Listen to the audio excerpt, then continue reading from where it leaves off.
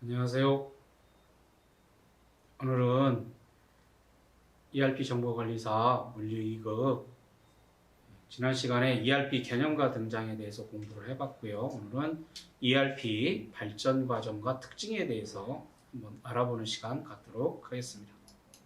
ERP 발전 과정, 그 다음에 기능적 특징, 기술적 특징 이런 식으로 구분해서 공부해 보도록 하겠습니다.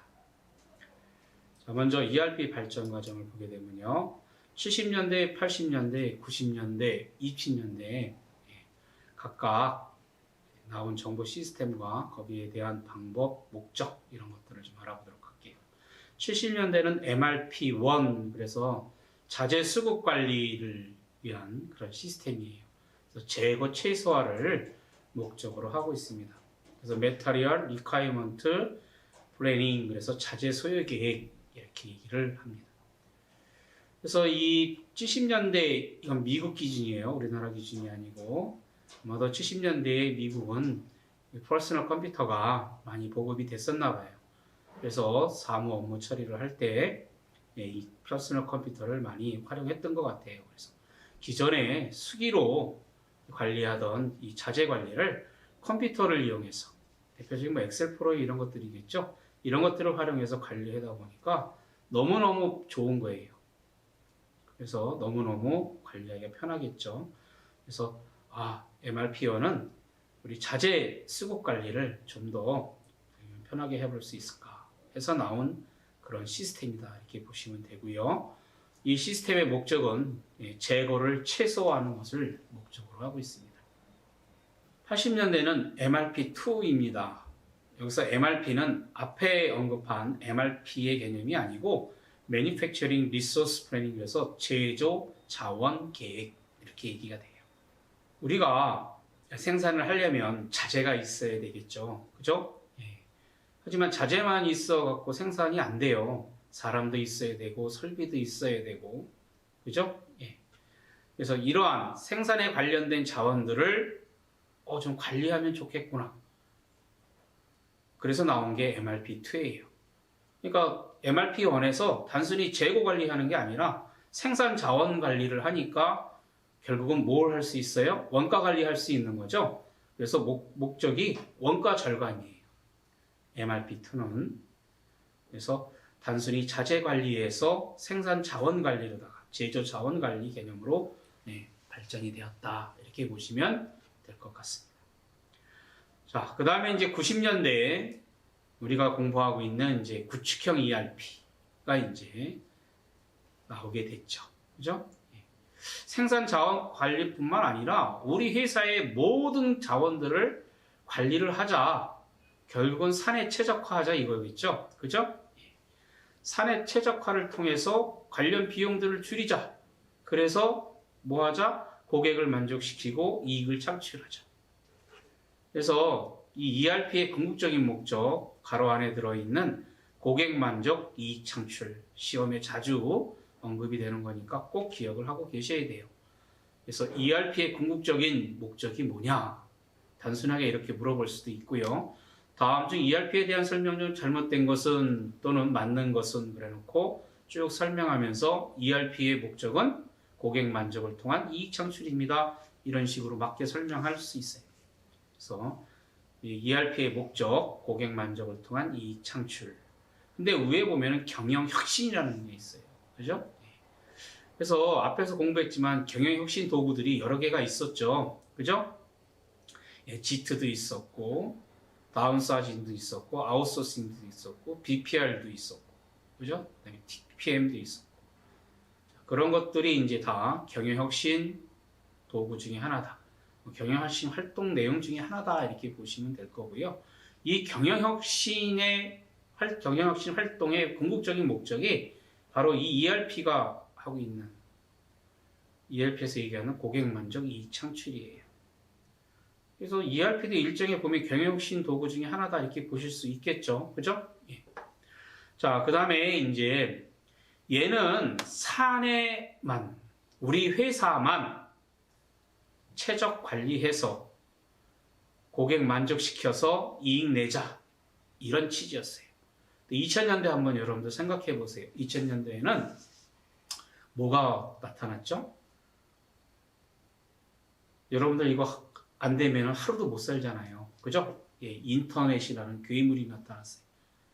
전 세계를 인터넷으로 연결시켜 놨어요.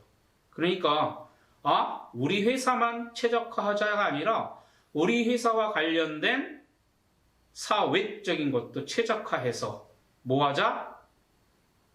돈 벌자 이거죠. 그죠? 근데 나만 잘 사는 게 아니라 나와 너가 같이 잘 살자.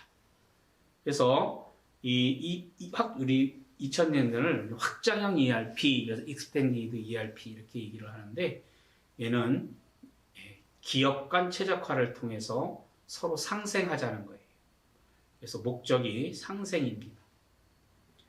요즘은 나만 잘해서는 안 되잖아요. 그죠? 나와 관계되어 있는 관계된 사람들이 서로 잘 협조하고 그래야만이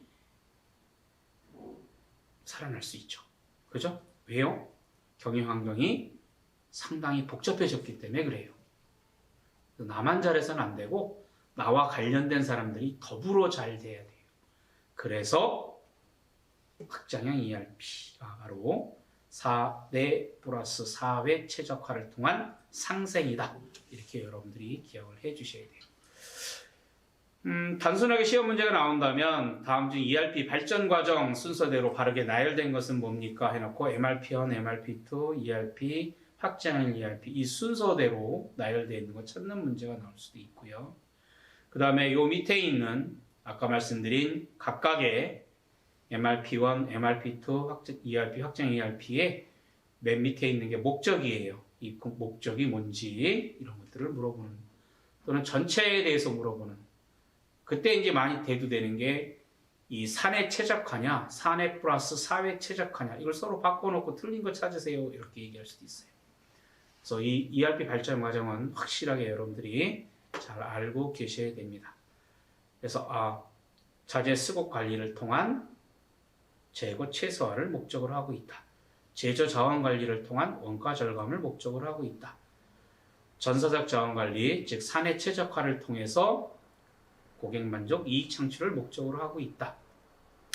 자, 기업 간의 최적화, 결국은 인터넷이 됐기 때문에 가능한 거죠. 예. 그래서 상생, 같이 잘 싸우고 보자. 이런 얘기가 되는 거예요. 그 다음에 이제 다음으로 넘어가서 구체적으로 자, ERP 발전 과정을 좀 더 상세하게 알아보도록 할게요. MRP1 재고 감소를 목적으로 한다고 그랬고요. 단순한 자재 수급 관리 시스템이다. 그죠? 그 밑에 있는 종속적 수요를 갖는 이 종속적이라는 말 그죠? 여기서 종속적 수요를 갖는 자재라는 것 꼭 기억을 하고 계셔야 돼요. 종속적 수요를 갖는 자재. 그 다음에 이게 무슨 말이냐면 생산계획이 수립되면 생산계획에 관련된 자재들 예를 들어서 특정 어느 품목 생산계획이 수립이 됐다. 예를 들어서 자동차로 얘기하면 T코다 그러면 T코에 관련된 자재들이죠. 그죠? T코에 관련된 자재들이에요. T코에 종속되어 있죠. 만약에 T코가 아니고 그랜저로 바뀌어버리면 그랜저에 관련된 자재들이 대한 어떤 재고 관리가 되겠죠. 자재 관리가 되겠죠. 그래서 종속적 수요를 갖는 품목에 대한 재고 관리 시스템이라는 것 꼭 기억을 해 주시고요. 그 다음에 이 MRP, 자재 소요 계획, 이거는 이제 생산에서도 많이 문제가 되는 건데, 이 MRP를 수립을 하려면 어떠한 정보들이 있어야 되나? 방금 얘기한 생산 계획이 수립되어 있어야 되고요. 그 다음에 그 T컴은 T코, 그랜저면 그랜저, 한 대당 어떠한 자재들이 몇 개씩 들어가는지, 그게 바로 자재 리스트죠. BOM이라고 그래요. Bill of Material. 그래서 자, 물론 NPS나 BOM만 있어도 뭐 자재 수급하는 데는 크게 문제가 안 돼요. 문제는 관리죠. 그죠? 그래서 10대, T코 10대다? 그러면 10대분에 해당하는 자재 곱하기 10 해가지고 가져오면 되는데 BOM에다가 문제는 그렇게 되면 관리가 안 되는 거죠. 그래서 그 옆에 있는 IRF라는 게 있어요. 인벤토리 레코드 파일. 그래서 재고 기록 처리예요. 창구에 관련된 자재가 있는데 기발주내서 지금 들여오려고 하는 준비되어 있는 자재가 있는데 이거 고려 안 하고 발주하면 안 되겠죠. 그죠? 예. 그래서 그런 것들에 대한 기록들이 있는 게 바로 IRF예요. 그래서 MRP를 수립할 때, MRP 계획을 수립할 때 이 MPS, BOM, 재고 기록철 이 세 정보가 필요하다는 것도 꼭 기억하셔야 되고요. 자, 생산 또는 관련된 부품이 언제 생산이 된다 그러면 거기에 맞춰서 자재가 딱 들어와 줘야 되겠죠? 그러니까 내가 언제쯤 발주를 내야 되겠다. 내가 주문한다고 해서 바로 금나라 뚝딱 하고 현장에 들어오는 건 아니잖아요. 그죠? 그래서 리드 타임이 있어요. 리드 타임이라는 게 있어요. 그래서 이 리드 타임은 어떤 것을 시작해서 끝날 때까지 걸리는 소요 시간을 리드 타임이라고 얘기해요. 그래서 생산 리드 타임, 구매 리드 타임, 리드 타임의 종류들이 여러 가지가 있겠죠. 여기서는 구매 리드 타임이 되겠죠. 그죠? 내가 발주해서 물건이 들어올 때까지 어느 정도 시간이 필요해요. 그래서 이런 것들을 고려해서 하셔야 돼. 작업 지시나 또는 구매 지시. 자재 관리에서는 구매 지시가 되겠죠. 생산에서는 작업 지시가 되어야 되겠고요.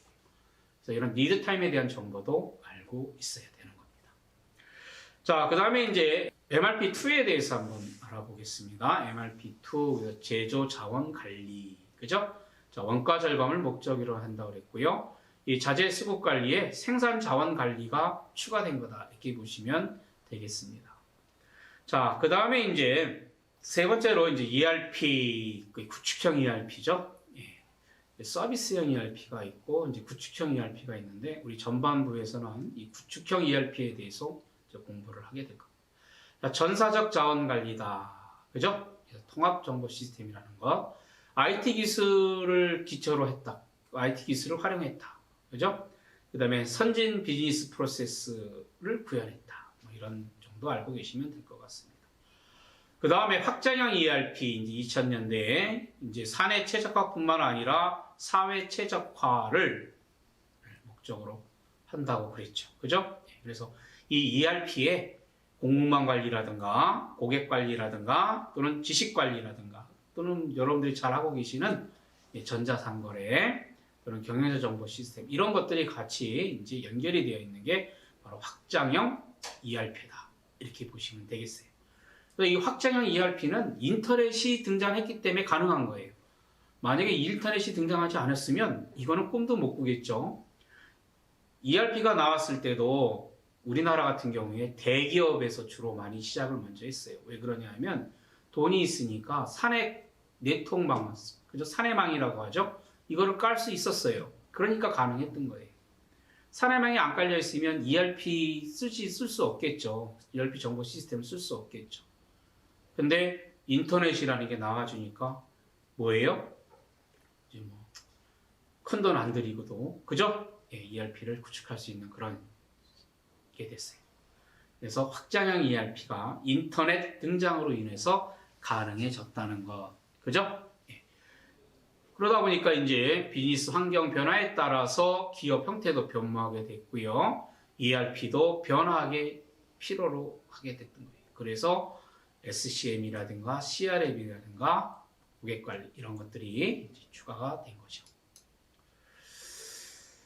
자, 문제 보면 이렇게 간단하게, 그죠? ERP 발전 과정 어떻게 됩니까? 이런 문제가 나와요.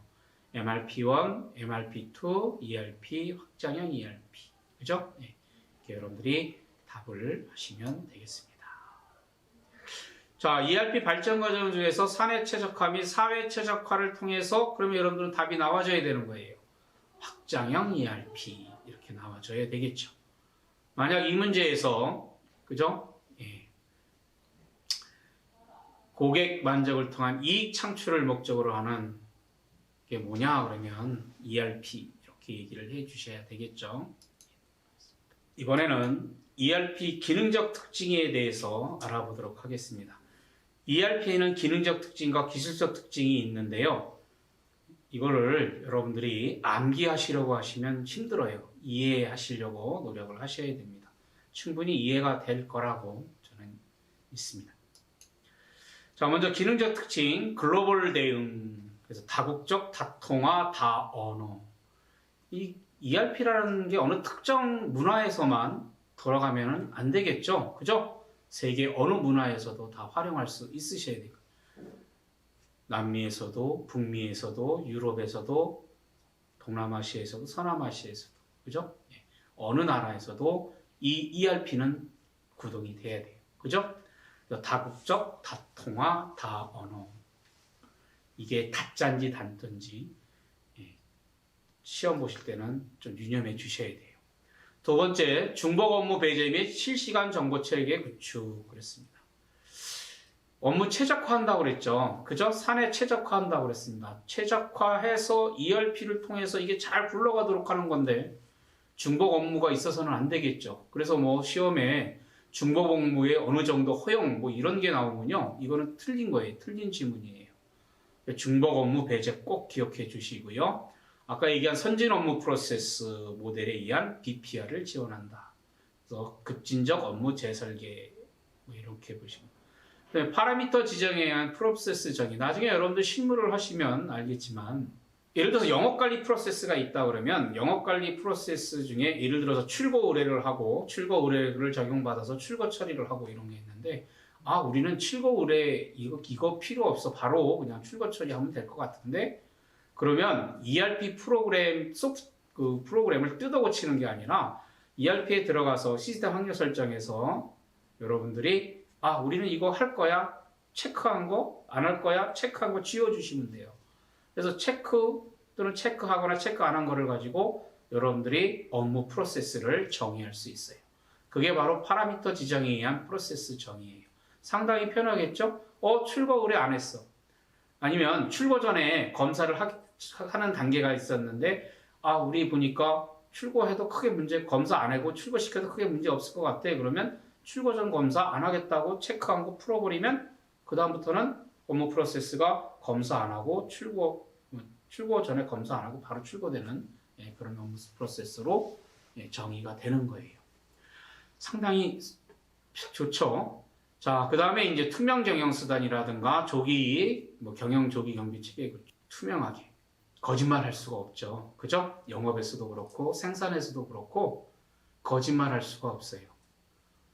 내가 수주 10개 받았는데 수주 12개 받았다고, 내가 생산 10개 했는데 생산 12개 했다고 이렇게 거짓말 칠 수가 없어요. 그죠? 왜요?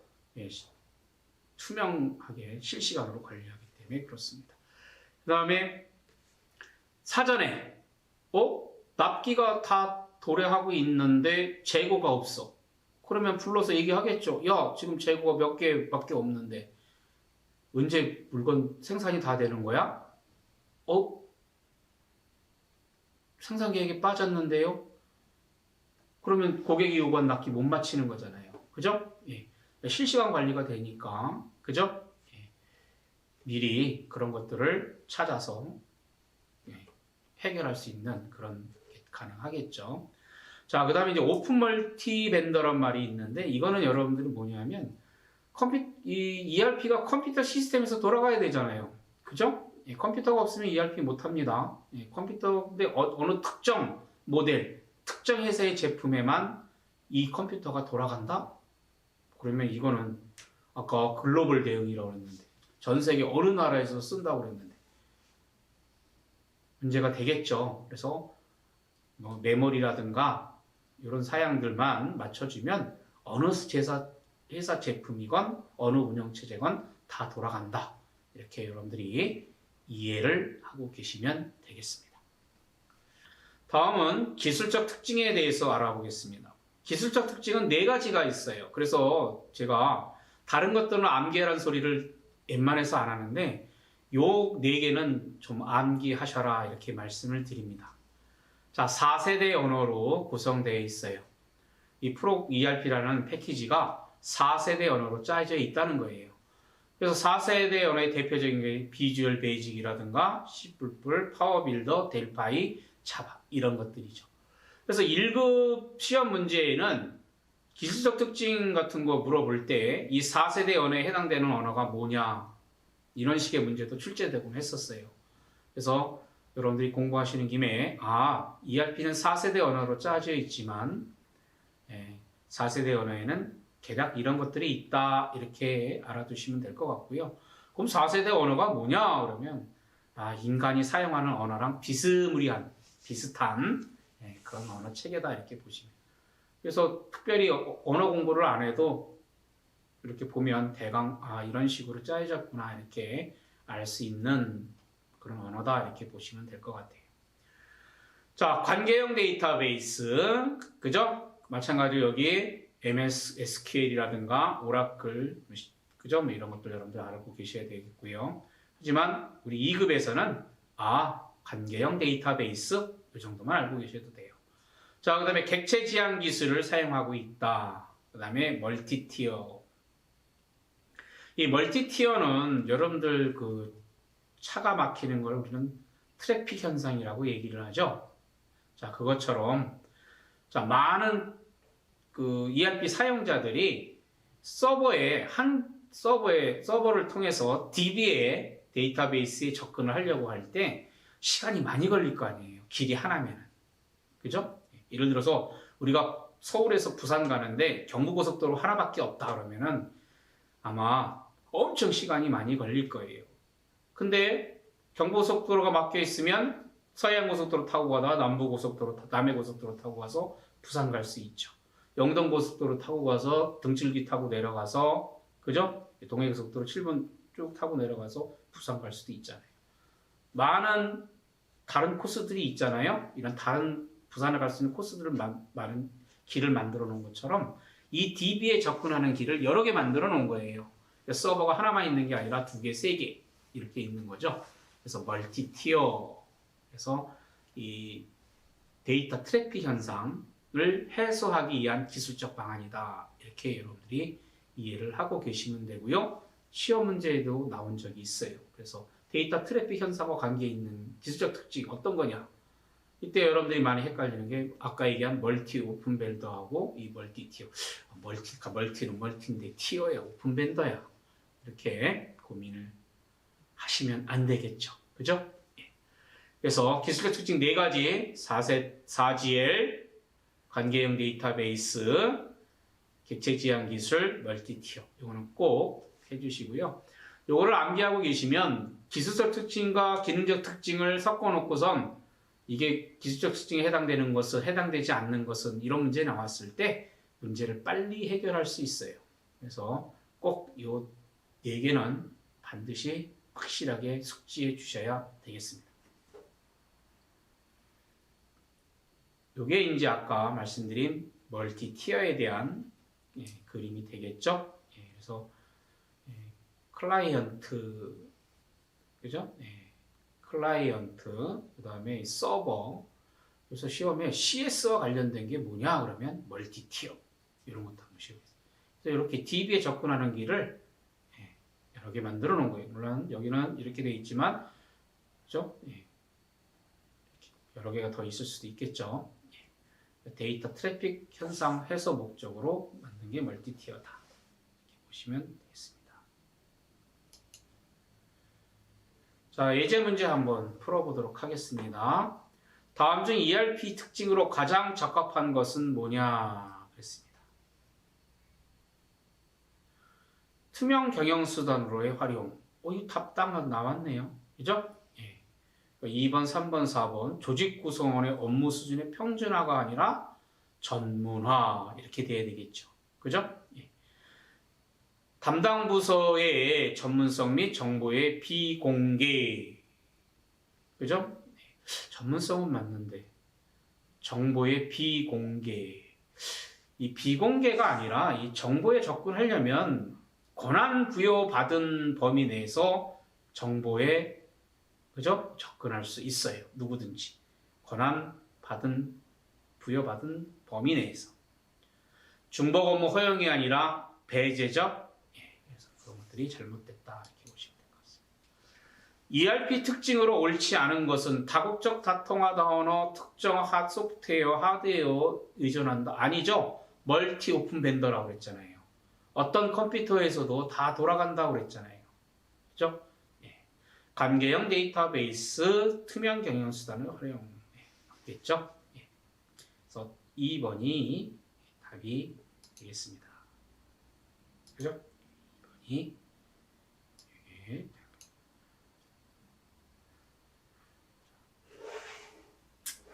다음에 다음 문제 한번 보도록 하겠습니다. 자, ERP 특징 중 기술적 특징에 해당되지 않는 것은 뭐 문제가 비슷비슷하죠. 그죠? 예, 다국적, 다통화, 다언어, 관계형 데이터베이스, 4세대 언어, 객체 지향 기술 사용.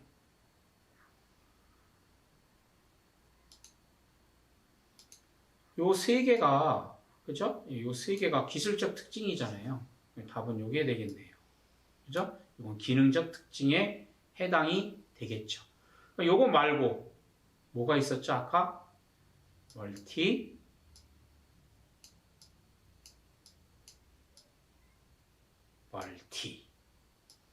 멀티, 티어, 그죠?